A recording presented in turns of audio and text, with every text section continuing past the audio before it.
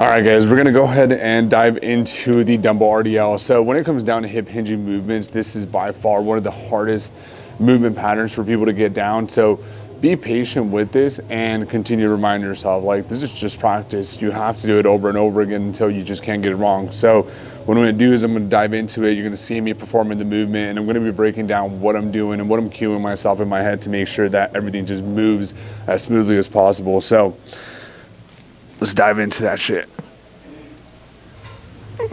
So whenever people do RDLs, one of the biggest things I notice is they're going to keep the hips very high and they're not going to have a lot of knee flexion. So when we're doing this, what ends up happening is we're doing more of a stiff leg deadlift, right? We're focusing more on the hamstring. With an RDL, it is more of a glute focused movement. So what we want to do here is we want to make sure that we're having more knee flexion.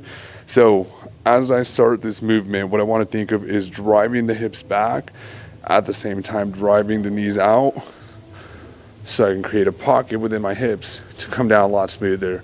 Once I get right about mid-chin, all I think about is driving my hips forward and extending, right? I'm not trying to pull the weight up with my back here.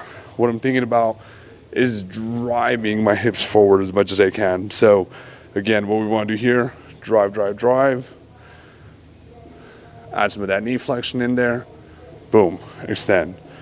Drive the hips back, add some knee flexion on there, boom, extend. So that right there, those right there are pretty much my favorite cues in order to get the RDL down. And again, this is more of a glute focused movement.